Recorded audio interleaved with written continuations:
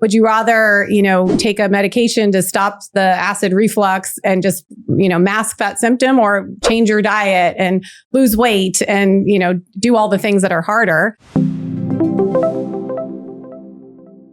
Did you know that the average, we say 50% of Americans will actually make New Year's resolutions, and 25% of that 50% will actually keep those resolutions past 30 days, and only 6 to 9% actually reach their goals? We couldn't even make it 10% and just kind of, up that a little bit. Wow. 6 to 9%. Well, and that's including getting healthy and eating well. And today's guest, Dr. Jennifer Timmons, is here to change the way you think about health, longevity, and living your best life. Dr. Timmons is a preventative and longevity medicine physician with over a decade of experience as a primary care physician at UCLA Health and the founder of Timmons Wellness. Dr. Timmons specializes in getting to the root cause of health concerns and empowering patients to unlock their full potential through cutting-edge personalized care. And whether you're curious about how to age gracefully, optimize your health, or find balance in a busy world, this conversation will leave you inspired. Dr. Timmons, thank you for joining us. Yes, thanks for having me. I'm excited. We are so excited to have you here. I'm going to give a quick little background.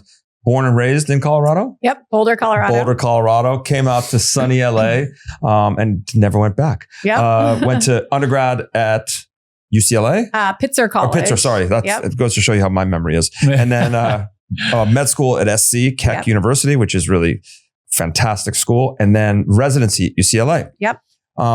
And practiced at UCLA for many, many years as a primary care physician. And now said, okay, I've had it. I want to do it my way. Yep. And we're going to kind of talk about what you do, but I also want you to kind of shed light on how the system's a little messed up. Yeah. And how we need physicians to step out of the box and really kind of hold our hand and guide us in a journey of wellness and longevity. Yeah. It's not just treating disease now. It's helping us live longer and live better. So we're very excited to have you here. Thank you. It's always nice to see you.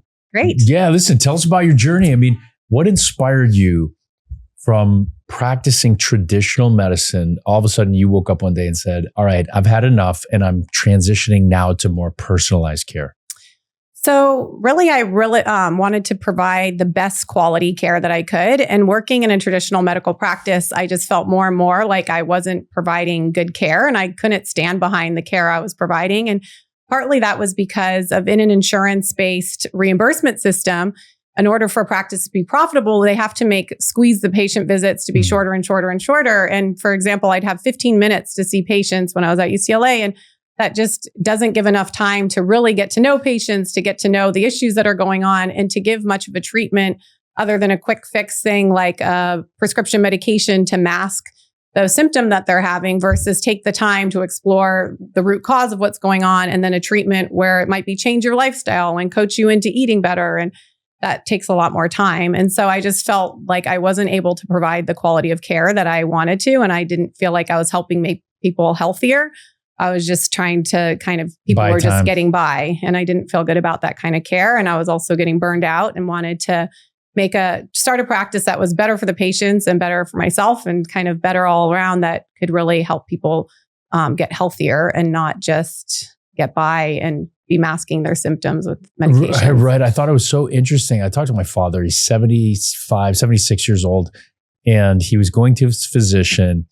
And it was so funny. I asked him, had he ever had an EKG before? And he was telling me that the amount of tests, or the lack of testing that they had. And, it's almost like I had to guide him, because I knew it was all insurance based. They say, look, if he doesn't say A, B, C, or D, I'm going to forego all of these tests. Yep. And then the insurance companies actually sometimes but they applaud these physicians who use less resources. Yeah.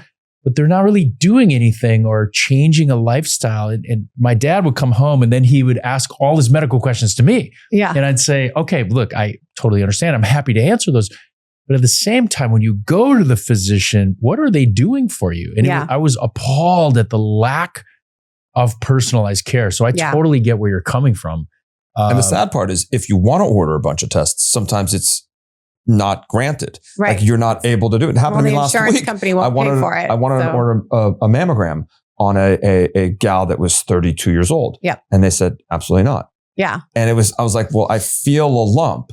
Yeah. Like do an ultrasound because it's less expensive. And I was like, I would have gone straight to an MRI, right? Yeah. So it's very different. And the saddest part about it is the insurance companies or the people that are approving some of the stuff don't even know anything about the pathology or the disease process. Yeah. So they're making the medical decisions based on a cost benefit analysis, not on what's best for the patient or it's exactly what it is. The latest, newest technology and diagnostic tools available are not even being considered because they think they're too expensive. Absolutely. Right. And it's so funny because sometimes you would have a peer-to-peer with someone and they weren't even in that specialty. They were making a decision. It would be like a psychiatrist telling me, right, you can't do a septoplasty on an individual because it didn't meet the criteria and guidelines. And you'd ask them and say, do you even understand this operation? No. Yeah.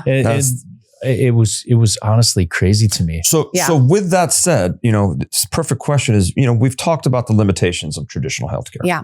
What do you believe is missing in the current system? Yep. And how does your approach fill that gap? Okay.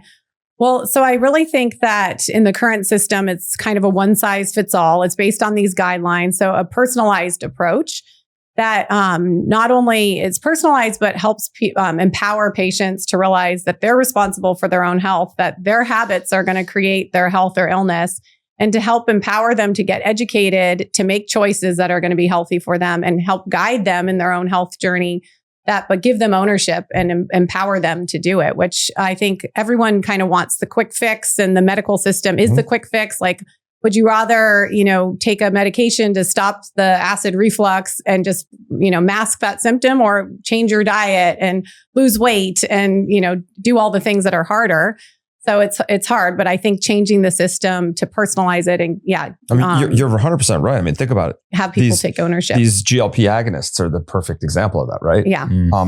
If someone told you or somebody that's overweight, I have two choices. One is you can take a shot once a week and it'll make you lose weight. The second is you have to change your diet and lifestyle. Yeah. I mean, like, give me the shot, right? Yep. So it's interesting. That's why traditional healthcare is failing us and our society. So I completely agree. We need agree like a mindset shift of people taking ownership for their health and getting educated. And it's hard in our world where we're filled, all our food is filled with chemicals, and we have to really become advocates for our own self and become, really educated on how to be healthy. It's not as easy as it might be, but it's possible. It's what you just said. It's a lifestyle shift. Yeah. It's a lifestyle change. I think you do see this shift, especially over the last year, we'll say. Maybe it's longer than that, but I've really noticed in the last year where people are sick and tired of bopamol medicine. Yeah.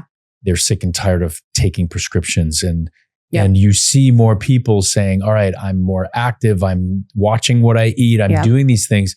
Have we seen a significant impact?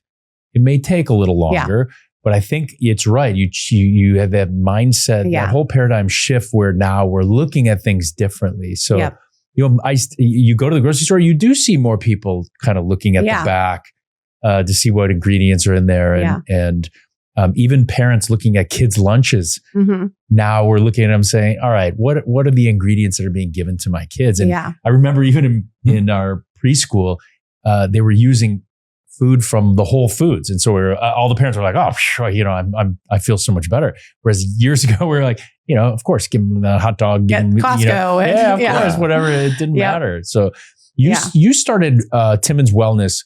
Kind of give me a brief overview of what to expect. As a new patient, I'm looking for something that's different. I want personalized care.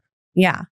So when I founded Timmons Wellness, partly it was in response to also having an overwhelming number of patients that I couldn't really take care of. Like a typical primary care doctor has 5,000 patients on their panel, and you can't know anything really about the patients, and then those quick visits.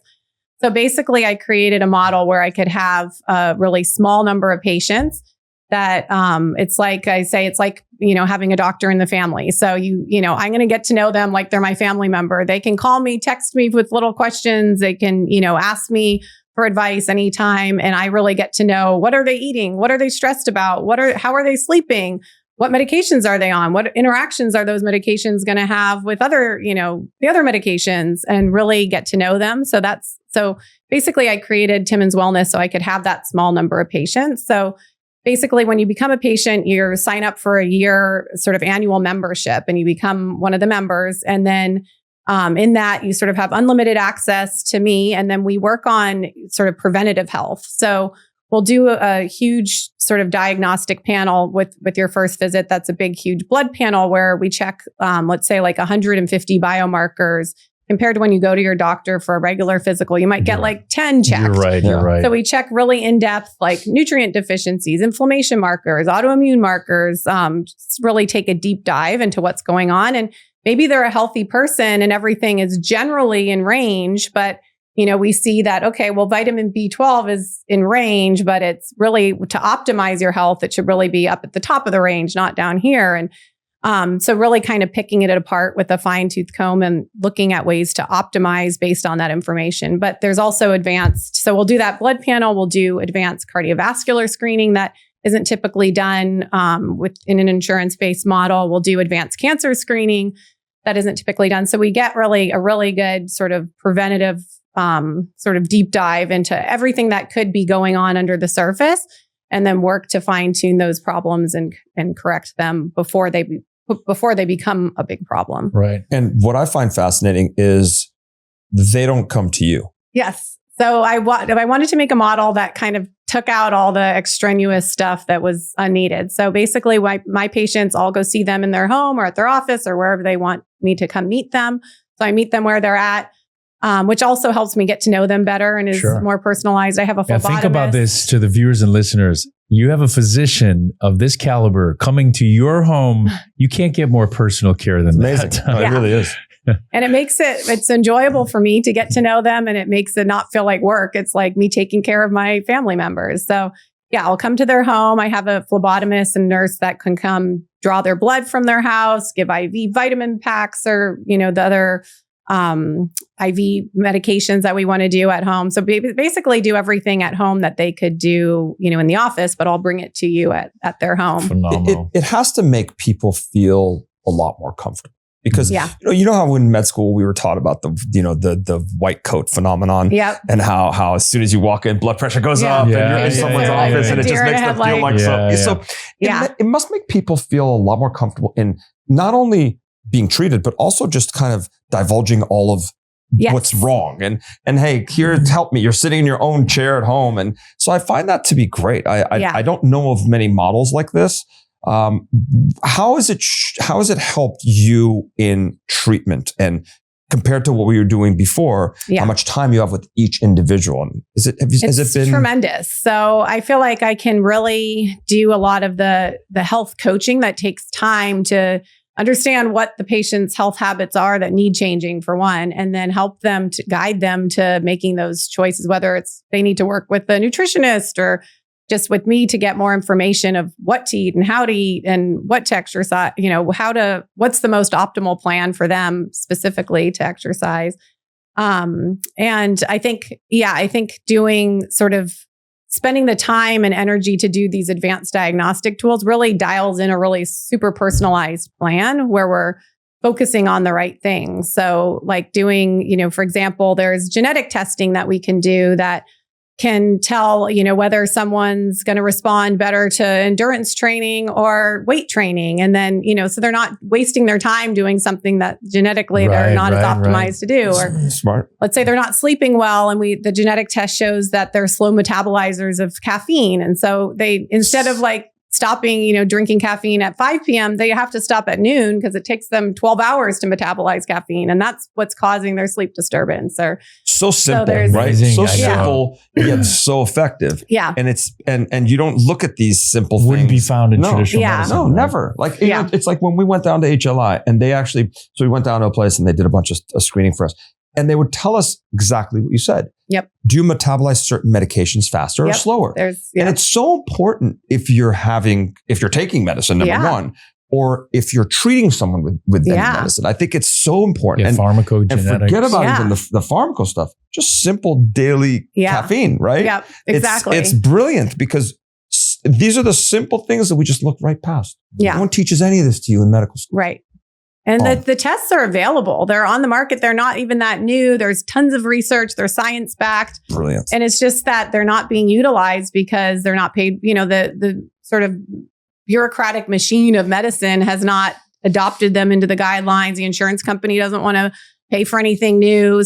But there's so much out there that is really great sort of testing technologies and diagnostics. It's easier to just write a script for sleeping med instead of saying, oh, you're not. That's fantastic. Well, you know, it's interesting also talking about some of these new labs that are available, have clearly shown data. Yeah. You know, people are still ordering the cholesterol with LDL and HDL. Right? So yeah, that's a great example that basically we now know that so one of the things, you know, that a patient could do now today, even if they're not a patient member of mine, is ask their doctor to order an apolipoprotein B and a lipoprotein A test, which is a much better marker for cardiovascular disease than just a regular cholesterol test. And they can also order a fractionated cholesterol panel, which breaks down the actual size and number of particles of cholesterol. And then this will give a really good understanding if you're at risk for cardiovascular disease. And we know now that just the cholesterol panel doesn't really. Some people might have high cholesterol and those other tests are low and they're not at risk. Or some people might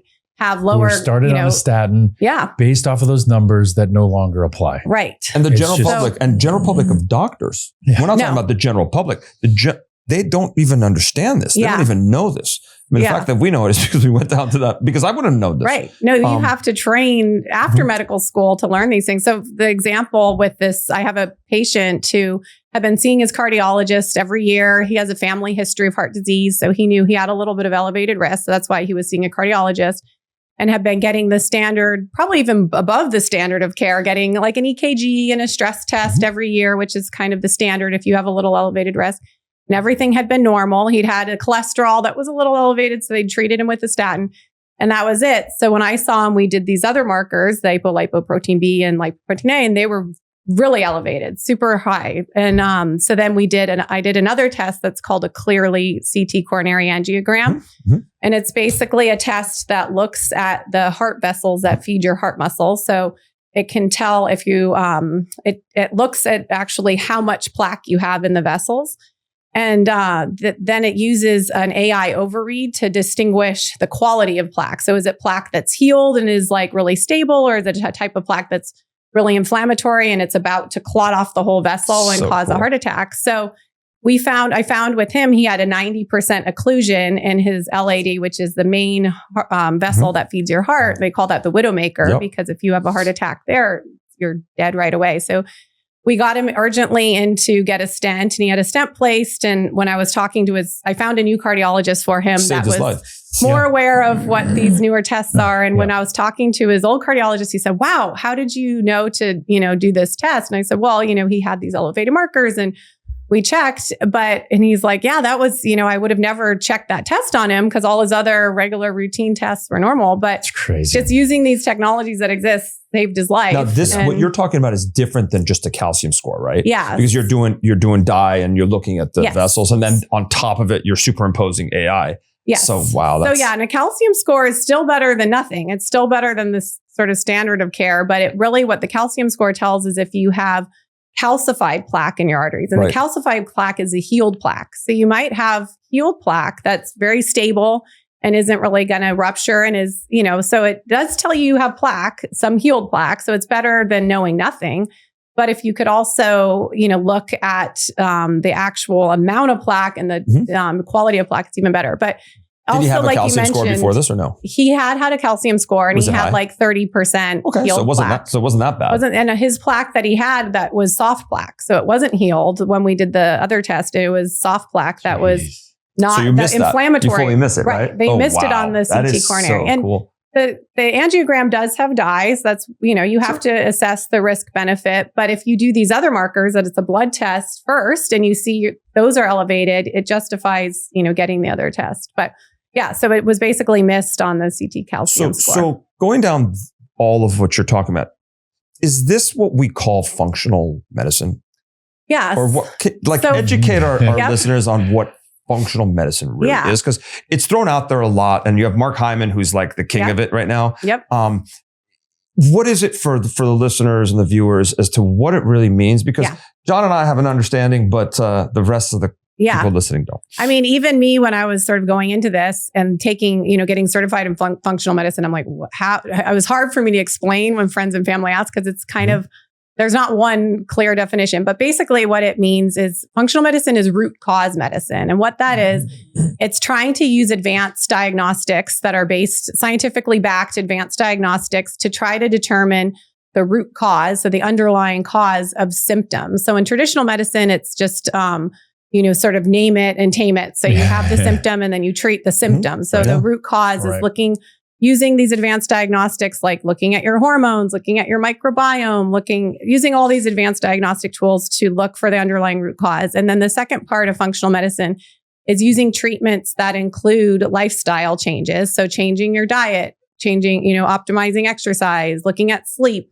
looking at your stress levels. So using those as treatments, as part of the treatment, and then also using nutraceuticals, which are basically prescription grade supplements, and then also using prescription medications when needed. So functional medicine is kind of using the diagnostic tools to look at the root cause, and then using treatments that include lifestyle changes as a treatment modality, as the main sort of stay of treatment modalities in addition to the supplements. Now, you also use, some more advanced therapies. Yep. So we talked about nutraceuticals, but now with the advent of peptides and things like that, we're slowly realizing, some of the medicines, even when you look at Tylenol, something we've been giving our kids and ourselves forever and ever and ever. Now we're starting to find out, suppresses a portion of the immune system, probably leads to chronic inflammation. It may not be the best for us. Damn. All these medicines that we use to treat a symptom. Yeah. I remember one in medical school. It was a combo.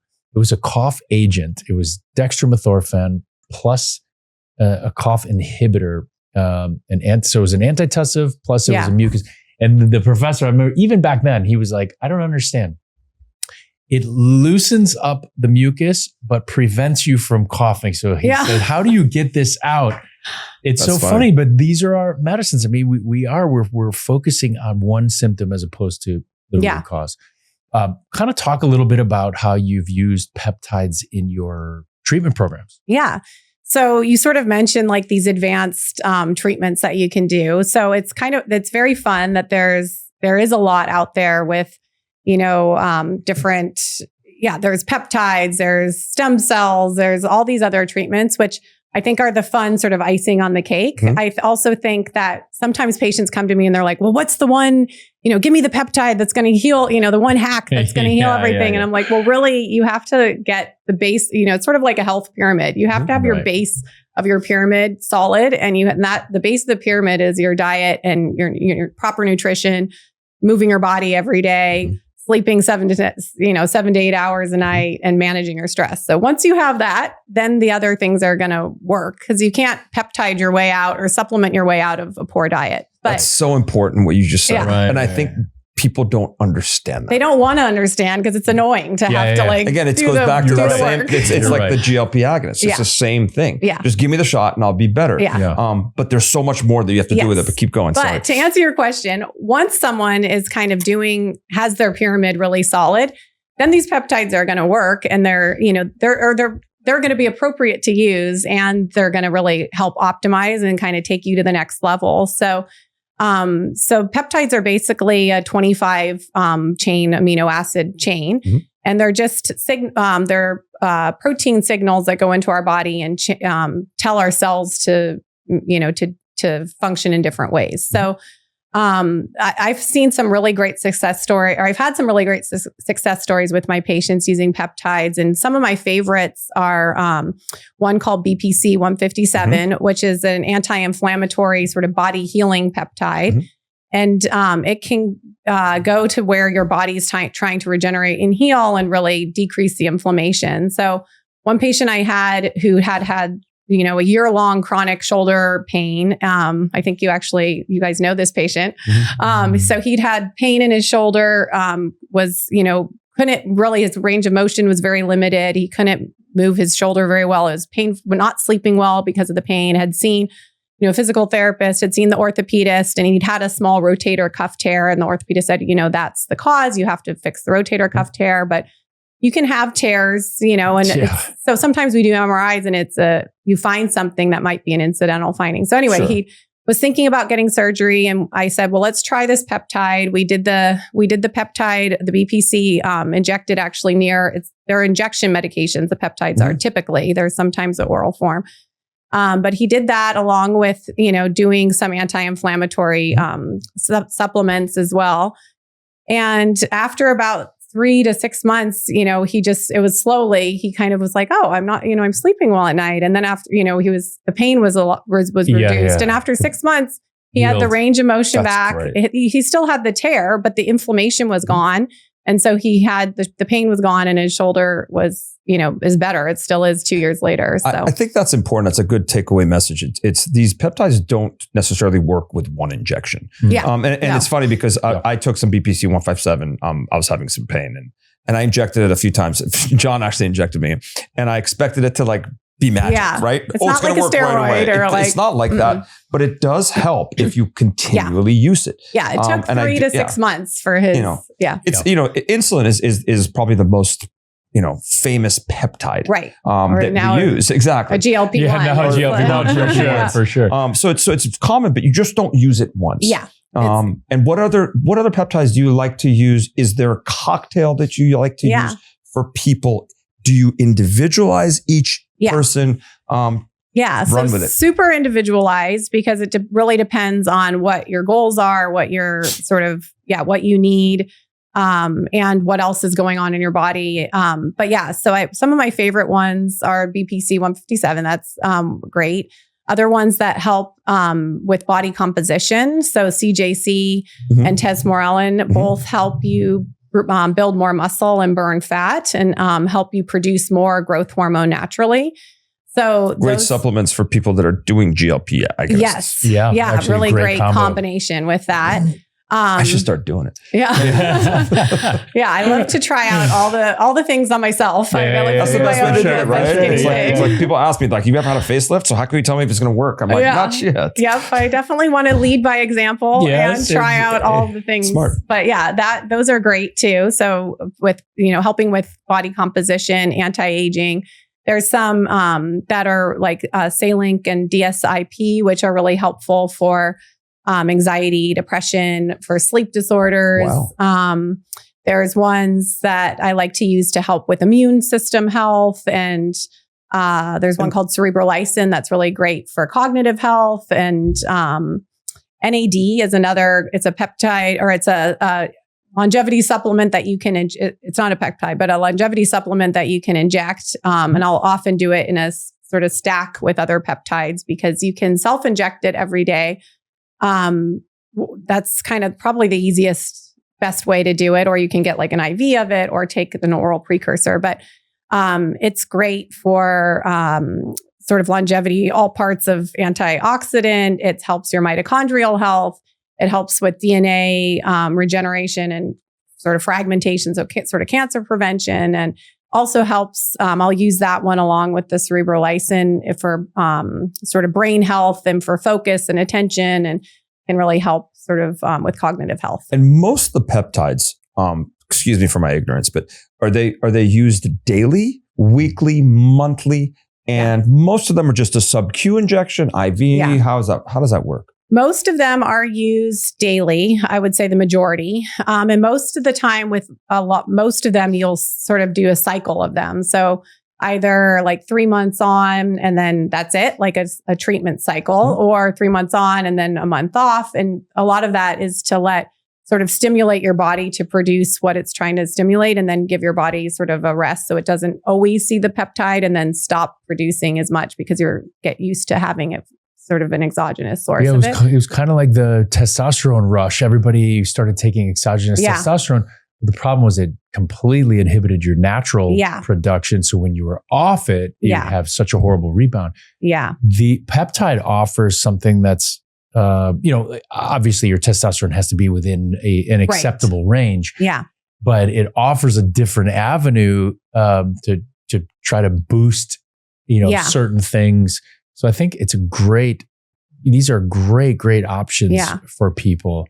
The testosterone makes me think of, it's a perfect example of this root cause medicine and treatment. So someone with low testosterone, you think, okay, just give the testosterone. But like, why does a 40-year-old have low testosterone? So, what's the underlying root cause of that problem? Right. The answer isn't give them testosterone. The answer is fix the root cause. And a lot of times it's that they're sedentary. They're not eating well. They might have, another hormonal imbalance. They might have a nutrient deficiency. They might, so there's all these different causes. And we know testosterone goes down as you age. So like a 60-year-old with lower levels, okay, maybe it is just they need some extra testosterone, but sort of an example of looking for the root cause. Yeah. And if let's say, we have a listener that's listening from Milwaukee and wants to start doing some peptides. Now it's the new buzzword, right? And everyone wants to get it. How does that work? Do they just order it from an online pharmacy, or do they ask their doctor? Now, if Los Angeles, obviously they can get Timmons Health. But if not, how does someone get started on a peptide protocol, so to say? So that is a good question. And it does require someone to become educated in the field, because yes, you could order peptides on the internet, like from Amazon or from, a peptide pharmacy. But these are things you're injecting into your body. Right. And you want to, because they're considered a supplement, they're not, people regulated. Can make them as like a supplement class. They're not regulated. So you want to order them from, you work with a physician who's ordering from a pharmacy that's FDA regulated. So someone's looking at the pharmacy. These aren't being made in someone's garage. They're regulating if they're safe and if they're effective. There goes our garage lab. So so I think you want to try to find a doctor. And a lot of doctors do telehealth. So if you're in somewhere in the country that maybe you don't have access, there are doctors who do the telehealth appointment, and then they're sourcing the peptides from a reputable source. But basically we want to make sure you're getting them from a reputable source. Yeah. That's important. And then I think to answer your question about how they're given, so most of them are daily and subcutaneous self-injection that you would give, sort of just pinch the fat and give it to yourself under your skin. Mostly daily, sometimes 3 days a week or weekly, but mostly daily. There is a good company out there, and I'm just throwing one out. It's a Pure RX. I think you can go to purerx.com. They do a telemedicine sort of evaluation. That's cool. Send you for labs, and then they can send some things. Yeah. Definitely not same level as, having personalized care. But for those of you who are in other areas of the country, if you want to get started, it's one good spot. Yeah.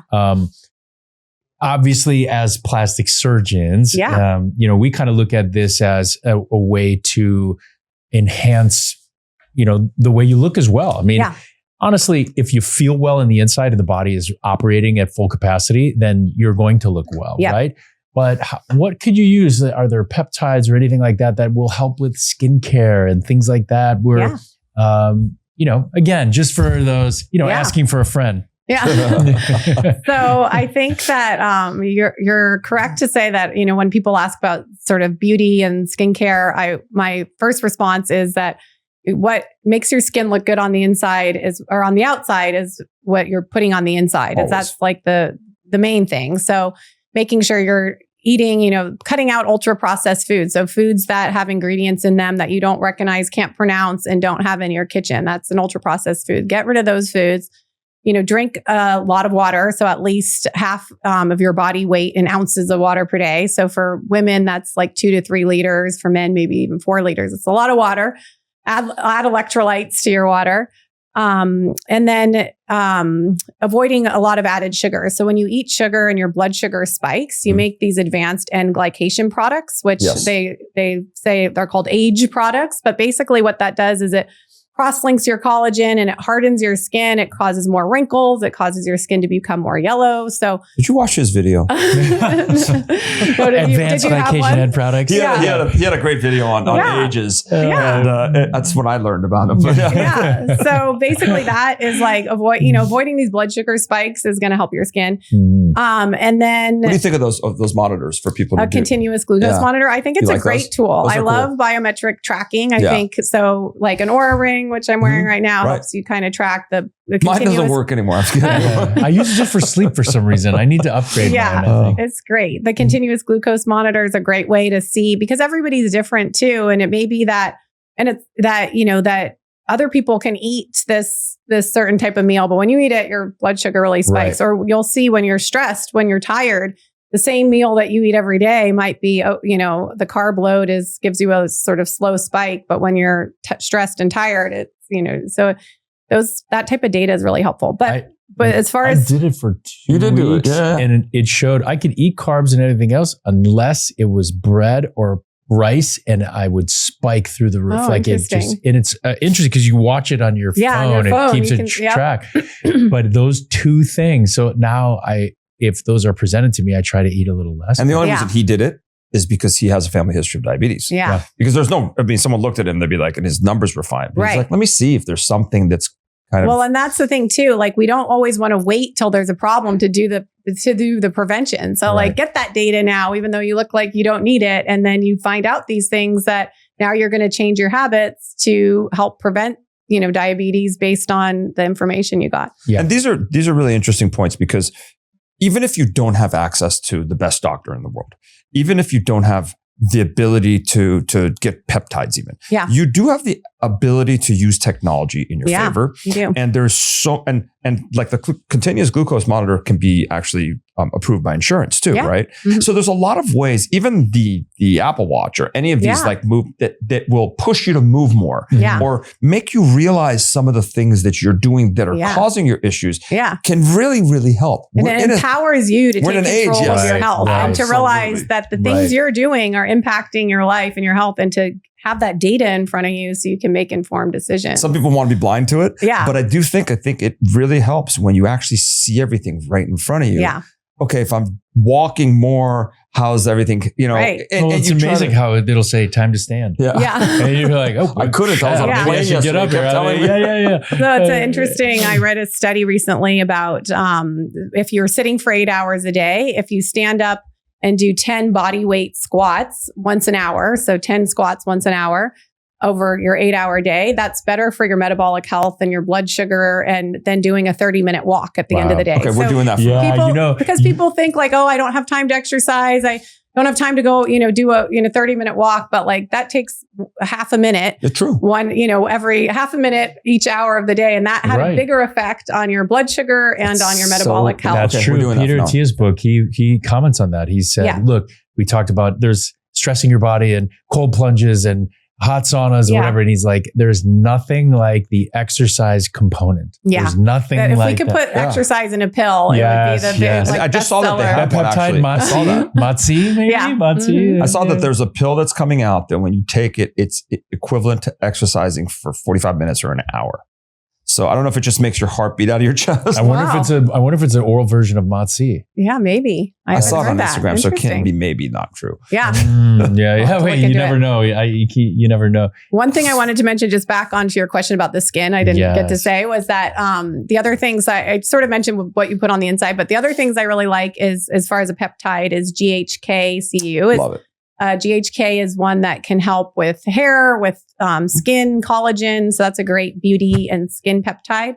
And then also red light therapy. I think there's a lot of great data that shows that red light therapy can help with skin elasticity and discoloration, and using it at home is a way that somebody it's so interesting. For years and years and years, go back to that. Red light therapy wasn't, the data didn't show that it did anything. Yeah. But over the last couple of years, I think the newer red light technologies are better. The correct strength. I agree. Yes. The correct strength. And it's different because it's changed. Because again, you pick up an article from 5, 6 years, 10 years ago, it shows that there's no beneficial effect. Now, all the newer ones are all really good. So yes, I completely agree. And the GHK copper, John actually came up with, we have a product in our skincare line that has that as a skincare formulation. Yeah. And I love it. Topically, it does work as well. It works really well. You feel like there's an added glow to your face when you use that. I feel like it comes from the dropper. Yeah, right? little So dropper. you guys have it as part of your skincare line? We have it as part of the skincare line. You have to try it. We have to do something. You know, and if you are taking the GHK copper peptide, don't be you're going to look at it and it's blue. Yeah, from the copper. Yeah. And so, don't be afraid. It is going into your body, but it is good. Yeah. So yeah, these are great things that we're slowly going to, and you can start putting some of these together. When we look at aging as a chronic inflammatory disease, that's really what aging is. Yep. And so if you put your BPC 157 with a GHK copper and you start putting these packages together, you will see an improvement in hair, skin, and nails just based off of the fact that we're eliminating some of the inflammatory components and adding some of the substrates to create better skin. Yeah, now, definitely. We're going to really kind of delve into your personal life. Okay. I know you've got a busy schedule. Yeah. Know you've got a powerhouse of a husband and a 13-year-old boy, and there's a lot going on, right? Yep. How do you take your professional home life and professional life and everything else and prioritize your wellness? Because one of the biggest excuses I've made over the years, I'm not going to say he has, but I've made over the years is I'm too busy. I don't have time to exercise. That's one of the main things. So what do you do to make sure that mind, body health is happening? In combination with doing everything else that you're doing? Yeah. Well, I think it's like I was saying before, it's sort of a mindset shift. So you have to realize that, you have to prioritize it. So that's number one. And I do want to sort of walk the walk and lead by example. So I want to do all the things myself to show people that it's possible. But yeah, I think some of the tricks I use, one thing is, work smarter, not harder. So things like I just mentioned, like if you don't have time for a 30-minute walk, get exercise built in throughout your day in smaller increments, or meal prep your meals. So batch cook and prepare things, have it in the fridge ready to go. So you can just grab, a glass container with your lunch in it and it's already, you cook for 2 or 3 days. When and not reach for the first thing you see because you don't have it available. Or, so it seems like it always feels like that's going to take more time, but actually, and be more expensive, but it actually can save you money and save you time if you sort of plan ahead and stay organized. So I think, using those tricks is some of the things, as prioritizing and then using tricks to be able to, to sort of make those things, habits. And I think, with the, just making things from scratch, I feel like, or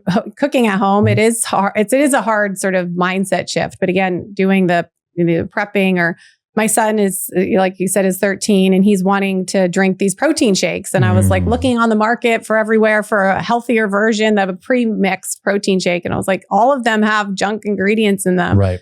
And it was actually my assistant, Danielle, was like, just make your own for him. So I bought these glass containers and made like 4 or 5 and have them in the fridge, and he can just grab it, just mixing like a grass-fed whey protein with pre-mixing it and just putting it in there. But again, it takes 10 minutes to make 5 of those, and it's a healthy version. Right. You know what he's having. Yeah. You add a little creatine to it or no? I don't for him. He's very, very particular about the taste. So I just put some strawberries, the, milk and the protein powder for myself or, other people. Creatine, you mentioned it, I would say is sort of part of what I would consider like your foundational stack of supplements that, I think pretty much as for longevity and as we age, everyone, you have to, be careful. There's certain candidates, but is a great supplement for everyone to consider. So it helps you build muscle. It helps with neurocognitive health. And we now know that having muscle as you age is like the number one predictor of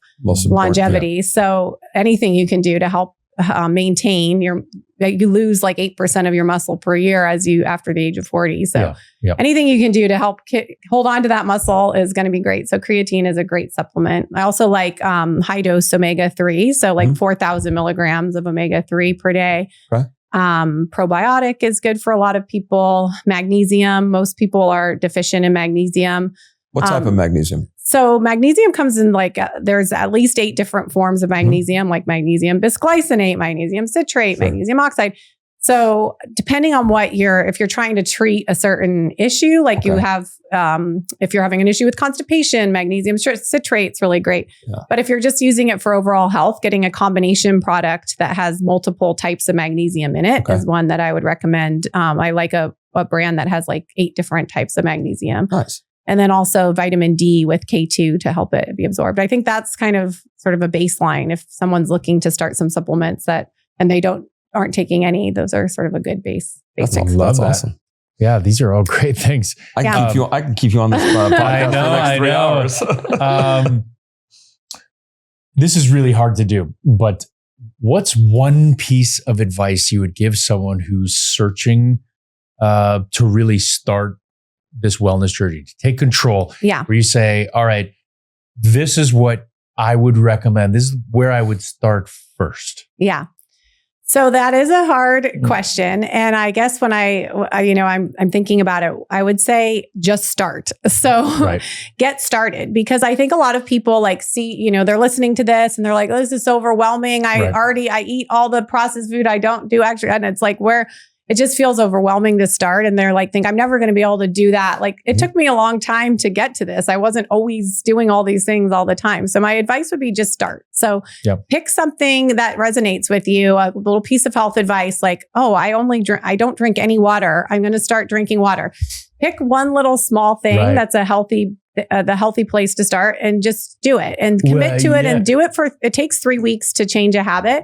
Do it for 3 weeks at least until it's just part of your daily routine and your habit, and then go on to the next thing. So now you're drinking enough water, and now you're going to say, okay, I'm going to start, I'm going to do a cold plunge. You could eat the rainbow. So increase your variety of fruits and vegetables. You could just commit to eating some vegetables every day. You could say you're supposed to have 0.5 gram to 1 gram of protein per ounce, or 1 gram per ounce of body weight. So you prioritize eating protein. So pick one thing at a time and prioritize that, make it a habit, and then, move on to the next thing. So my advice is just start, pick something and start. And then most of the stuff she's talking about are very simple things to do. Like get better sleep, move a little bit, don't eat cut out bad processed stuff, foods. and drink water. Like you don't need everything else. Yeah. And the other stuff is cherries on top. It is cherries on the top. And I promise you, if you get that base of your pyramid and you do these simple things that are, free to do, you're going to feel better. Your skin's going to look better. You're going to have more energy. You're going to feel better. And then you can add the peptides and you can add the other fun things, but you don't need those to get healthy. You can get healthy. Just take ownership of your health and start with a health habit that is manageable and be consistent. Just curiosity for people that are listening, because not everyone's in Beverly Hills or in Manhattan Beach or Los Angeles. Are these peptide regimens expensive? Yeah, they are a little bit pricey. Okay. So, to get good ones, right? You can always go to Amazon. You're going to find something here and say, The reason I ask is think about this. It's a daily thing. Yeah. And it doesn't work with one injection. So you need to maintain it for at least 3 months, like you said. So, it's definitely more important to get that base of the pyramid going and then worry about the peptides after. And the peptides honestly aren't going to fix all your problems if you don't fix the base. So it's like, it's going to be a waste of your money if you're not, if you're not going to fix the base. It's just, don't even worry if you think, oh, I can't do those. I can't afford the peptides. Well, then you don't need them. You need advice. To, do those healthy things that sound so simple, but I promise you'll feel better if you do all those sort of free health habits and eat well and sleep and exercise. It seems like simple advice, but it's not. It's hard. It's hard to do, but it will make you feel better. I feel like it's a snowball effect. Let's say you decide that you're going to go to the gym 3 days a week. Yeah. For whatever time period, even if it's 30 minutes, you go, you're more tired. You're more thirsty because you've exercised. So now we're taking in more water. And then you notice what some other people are doing, and maybe you are trying to follow their workout. That's and so then true. you watch what they're doing and maybe what they're drinking, or, you know, and you slowly start learning more and more. Or you notice that when you're scrolling through Instagram, all of a sudden an ad is going to pop up, and it resonates a little better because now it feels like it's talking to you. Yeah. All right. And it builds your confidence. You're right. You're like, I'm someone who exercises. I'm, you know, I tell my patients, start with the 5-minute walk every day. If you can't do anything, like, and they're like, well, what's 5 minutes not going to make a difference? I was like, it's going to make a difference in that it changes your mindset into you're someone who's doing something to heal your body. Yeah, and to do something it's a for your regimented start. Yeah. So let's say you do that 5-minute walk at 7 a.m. It's something that you didn't do before, and you get into that pattern. Suddenly, it's hard to break those patterns. And then you think, okay, I could probably do 10 minutes. And then you're doing 10 minutes and you can build your way up. But it helps you feel like you're taking ownership of your health and doing something positive for yourself. I have a little off-scripted question for you. Yeah. And I throw this question at a lot of the doctors that come in here. What about alcohol? Yeah. And it's interesting. I'll never forget sitting here with Darshan Shah, and he was preaching his wellness routine and talked about a lot of peptides and, you know, Next Health and everything else. And lovely guy. Because we were talking about having dinner with him and a nice bottle of wine and all the other stuff. Yeah. We're all very social creatures, right? We want to go out and have a good time. Recently, the Surgeon General came out with a statement saying that he wants to put a label on alcohol saying that it causes cancer. Yeah. Other classified as a class 1 carcinogen. Yes. And other people have come out and said, no, this is way overkill. What are your thoughts? I'm just curious. I've had a drink with you in the past. Yes. So I do think that it's time for our society to realize that alcohol is a carcinogen. It does cause cancer. It increases your risk of breast cancer by like 15%. It increases your risk of GI cancers like colon cancer. We're seeing colon cancer in people in their 20s and 30s now, whereas it used to be, and it's not just alcohol, it's all the toxins in our environment, but alcohol, I think it's time for a mindset shift to realize this isn't without cost. It's fun and it's great and we love it, but it's sort of like cigarettes, you know, where 50 years ago, people were smoking in hospitals, smoking in schools, and they're like, it's fine. It's good for our health. You're right. And people didn't want to see that. So I think it's time for that mindset shift to say, okay, this isn't good for us, whether you want to still do it or not. Know what you're doing. Like, know that what about the cost. The Framingham, that was the study, and glass also, of wine and also, isn't it dose dependent? Yes. Again, I'm just curious because I'm a plastic surgeon, that's so I sort know of nothing. like the basis of it is time for a mindset shift. Am I completely sober and never ever have a drink? No, but I'm starting to work with this personally to become more mindful and to be aware. Okay, this isn't without cost. If I'm gonna, that just be mindful of when you. I think my advice, if you're starting from being someone who drinks, to begin to be mindful and about the times why you're drinking, when you're drinking. If you're just drinking because everyone else is. If you're having a third drink when really you'd be fine just having one drink. And you're right, it is dose dependent. So it makes a huge difference if you're drinking every single day or if you just drink once or twice, once a week or once a month. And then when you do drink, if you're having 1 or 2 drinks or 6 or 7 drinks. So all of that makes a difference. And I think the first step is just becoming aware and deciding and being intentional when you drink and think about, okay, maybe this isn't so great for my health, but I'm bonding with my friends and, it's going to be worth it. And I'm not, and then realize, okay, after work during the week, maybe I don't need to drink every day then. So I guess that's how I approach it right now. And I think you're right. It is dose dependent. And so just, becoming more aware. But I do think, again, in 50 years, I won't be surprised if we look back at alcohol like we did cigarettes and be like, oh God, everyone just drank all the time and thought it was fine. Exactly. And now maybe people are still going to drink, but we know, well, it isn't actually just no big deal at all. Right. So. If you think about it, it was so sensationalized in all the older movies, everybody's smoking and things. Now you rarely see it. No. And then now it's, having a glass in the back of the offices, in the legal office as people are having a cocktail or you're coming home and having a drink and talking about. And you're right. I have a feeling that will change too. It'll be filled with something else. I mean, this is humanity. So it's, but I think I agree with you. It's funny. Darshan Shah, he said that what he does is if there is a binge drink, if he has more than 4 drinks, then he doesn't drink for a week, anything, because it gives the chance for a liver to reset.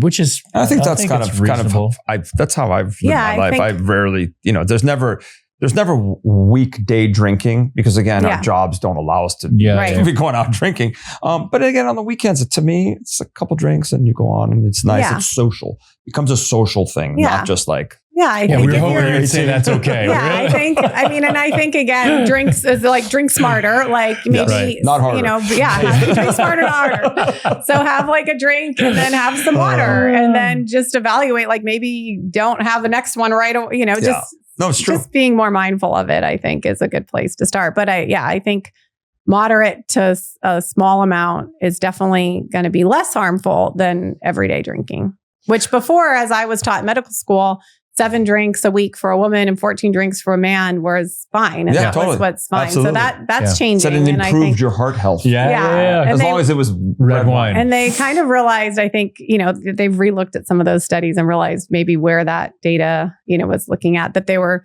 looking at drinkers who had, been the people who are not drinking who had been drinking heavily had an improvement in their health when they stopped having it as much, it's just a little bit less or a lot less. So I think be mindful. That's my message in general about health. It's so funny because a lot of these studies are epidemiological and we're looking at causal relationships, and it's not like, okay, I'm going to give this guy 1 drink and we'll see what cancer he develops. So we're going to give this one 2, this one 3, and that guy see 20. What happens. We never have really done those studies. No. There are some animal studies showing that. And obviously, that's why we're making these links. That's where the data that they're talking about cancers is from rat studies that show the cancers. But and then also the science base behind it, like alcohol breaks down to acetaldehyde, which is, breaks your DNA. It's apparently bad. Right. So, apparently bad. Yeah.